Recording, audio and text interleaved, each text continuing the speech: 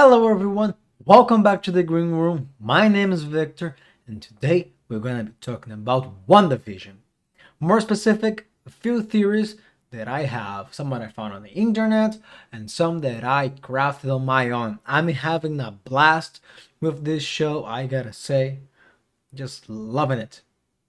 I won't be explaining what WandaVision is though, otherwise this video will be huge of explaining the show and then going through the theories. So we're gonna delve right into the theories. And those theories are gonna be up to episode 5. So spoilers ahead. And let's get started. Well, the first theory I want to talk about is how did the sitcom actually started, right? Because I don't think Wanda actually made it all by herself. I do think she's being manipulated, and I'm gonna go over who is manipulating her later on the video, so watch out. But the thing is, we're gonna realize one thing, like the timeline of this. We go all the way back to Infinity War. The very last minutes that we have Wanda, it's right after Vision's killed, right? Thanos goes and rips out this the Mind Stone, killing Vision. And shortly after, Thanos snaps his fingers, and then everyone dies. And if you go in the movies and you see, Wanda turns into dust, and she's still crying over Vision's body. So it was like what 5 minutes after that, right? Then 5 years later, and when they start bringing the Avengers back so they can fight Thanos in Endgame, that was what 5 seconds for Wanda, because we see in the other episode how this time changes, because when we see Monica coming back from the snap, for her she mentions was like 15 minutes has passed, right?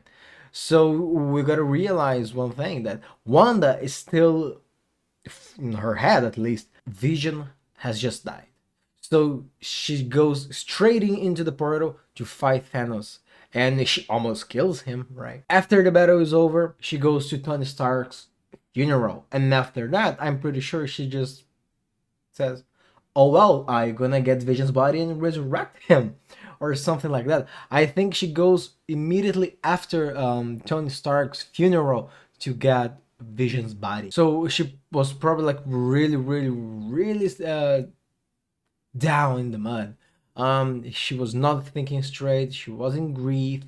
We know that she hasn't had a really good life and everything. And the show is delving into those things and her traumas and her mental health, right? So I think she was like really, she was out of her mind. She gets Vision's body. She may try to resurrect him, and in the process, I think she kind of created the sitcom, or at least she kind of created something else. And then the big bad of the season, and probably of Doctor Strange 2, because you gotta keep in mind, this miniseries is leading up to Doctor Strange 2 Multiverse of Madness. So some shit's going down. Maybe the villain, the bad guy, came in and gave it like a boost in her magic, creating the sitcom. And then she was probably like, she woke up, she was in a sitcom in the 50s. She probably was confused, but as soon as she sees Vision, she's happy there. It's a happy life. There's no problems. Vision's alive. Why would she get out of there? Right? That has probably been like the happiest moment in her life for at least in a long time. So I do understand why she would keep that in. And after, in the end of episode 5, when she's fighting, she's discussing with Vision, she says, and I do think she was being honest, because it was after the fight has heated up. She was like slowing down, she sat down, and then she started talking with Vision like normally again. She says, I don't know how this all started. And I do think that is true. I think she had a hand on it, but she's not in control of everything, right? I think she has some control, but not all of it. Or if she does have control, she's being manipulated to do those things, right? And because you gotta keep in mind, if she's the one doing all of that, like just by herself, no one's manipulating her or anything, she is a villain and a pretty powerful one, and who doesn't really care apparently, because we have the scene when she goes out of the dome to talk about with the sword agents, talk with the sword agents, and I think it's more like, and the cool thing there is she has her accent, her Sokovian accent, and I just love that scene. But the thing is, I think it's kind of more of I'm out of my mind kind of thing. I'm not thinking straight, because she goes in there, she's pissed because people are trying to take her vision and her kids now away from her. She doesn't want to lose anyone anymore. So it's kind of understandable her frustration. Maybe she's going like a step too far, but still, you know. But the thing is, as I was saying before, if they turn her into like she's the one doing everything, it's kind of hard to bring her back as a hero later on, unless they just want to keep her as a villain. But I don't think Marvel actually wants to do that. I think I think it's gonna be like, oh, I did some bad shit. I'm gonna redeem myself now. I think that's where we are going with this plot. Now, second theory: who's manipulating Wanda? Who's the big bad? I do think is Agnes, right? The neighbor. At least I don't think she's doing it alone, but I think she's one of the main villains of the thing. Because you gotta keep in mind that people have found like in the very first week of the show that she's probably Agatha Harkness from the comic books. I'm not really familiar with this character, but she's a witch in the comics, and she is really involved into the Scarlet Witch stars.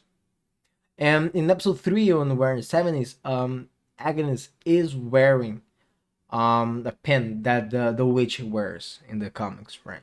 So she's probably the same character. And the cool thing is, she is not only involved in every single plot of the sitcom, but she always knows exactly what to do. But it's not like in a way as the others are just being controlling and following the script, but they if something goes off, they don't realize. She knows she's being manipulated, or she knows something is off. But she knows it's off to a certain point where she knows she is in a sitcom. Because when on this last episode, when she goes into the house, talk with Wanda, and then Vision interrupts her and everything, she says two very important things. First of all, first of them is, do you want me to take from the top? And if you don't know what take from the top means, it's when you reset a scene, like you go from the top of the scene all over again, and that's the film, theater language, right? Which the show is doing perfectly, I gotta say. Especially for TV, they're nailing every single thing. It's like completely industry correct, which is awesome. But the thing is, she says, "Do I take me from the top?" Hinting that she knows she's in a sitcom, while the other characters in the sitcom doesn't really seem to realize. Vision doesn't realize it's a sitcom. He knows he's locked in there. There's something wrong, but he doesn't know it's a sitcom. But Agnes does. Also, when she tells Wanda, "You want me to take their kids, to hold the kids," I think it was not like she's reminding Wanda of the script. I think it was more like she's writing the script, like she's manipulating Wanda. She kind of probably like goes in Wanda's head, so Wanda writes the script, but the showrunner is Agatha or Agnes. I the names are too similar for me. But the thing is, she said, "That's my take on it. You want me to take the kids." So Wanda rewrites the scene where she takes the kids, she holds the babies, right? And another interesting thing there is, as soon as her Wanda and they start talking, and Agnes goes check on the kids grow up, and we know the Wanda cannot control the kids because she tries to make them sleep, she couldn't. Later on in the episode, she tells the kids, "Don't age up," and if she has to say that, means that she cannot control the kids. Why? I do think Agnes, like her whole plan, the whole sitcom kind of thing, is to take those kids. And the only thing that I can think of is because didn't kidnap a bunch of kids to cast as her kids, her children. I think she actually created life out of nowhere, and that is what Agnes or slash Agatha wants: the kids. Why? I don't know. Because they are out of their life, out of nowhere, or something like it. I'm not quite sure. But the kids are important because every episode is focused in one step or one thing about the kids, except the first one. The second episode onwards is always like that. We have episode 2 being for the children. Episode 3 is her getting pregnant and giving birth.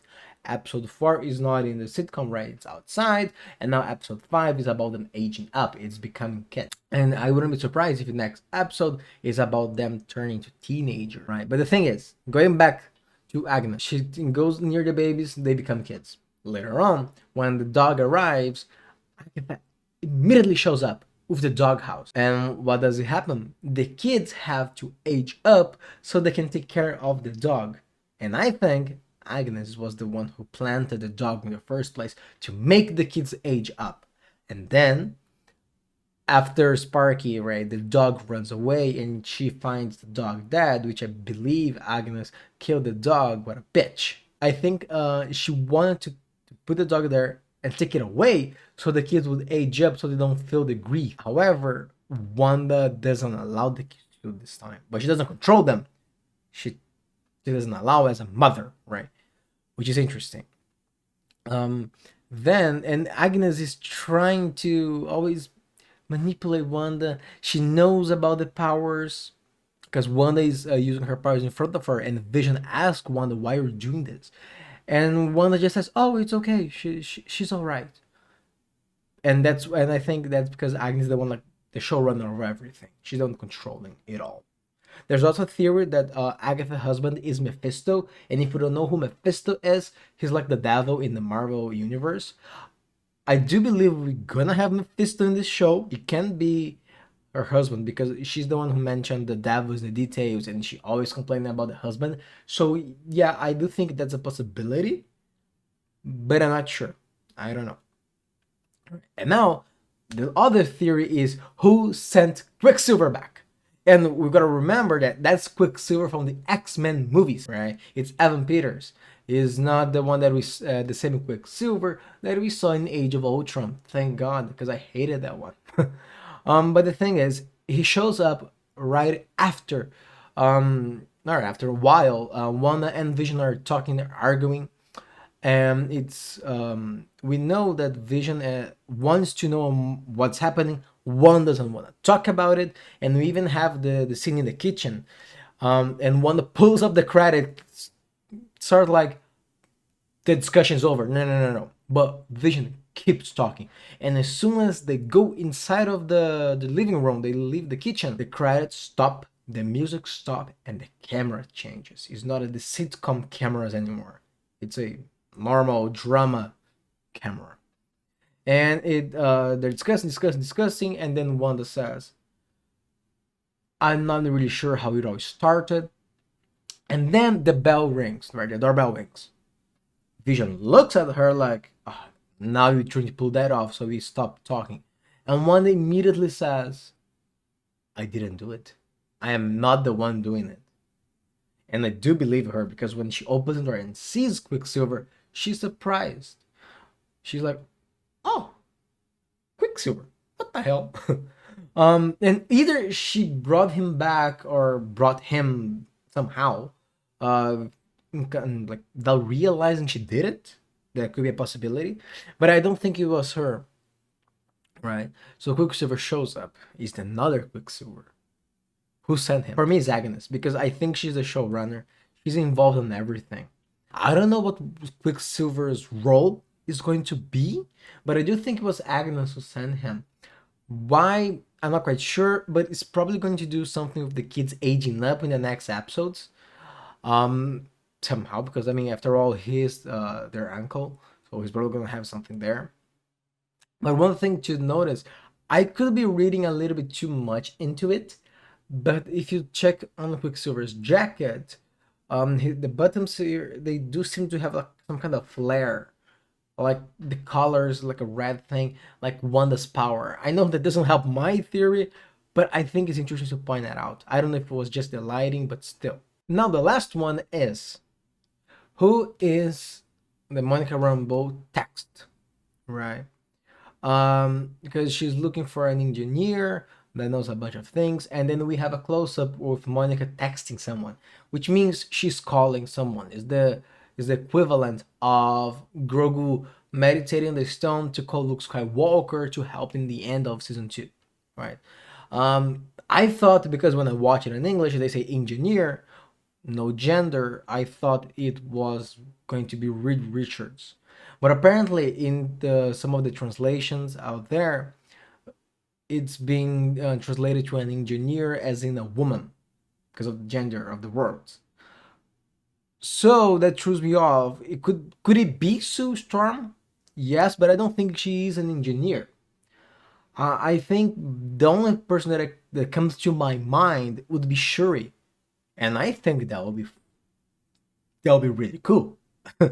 Right? Because we have another character, another loved character from the MCU joining this show. I think that would be pretty awesome. So, if you like this video, please give it a like, subscribe. I'm here every week talking about new shows, theories, the industry itself, films, everything. So please leave it a comment down below if you enjoyed this video, and I see you in the next one.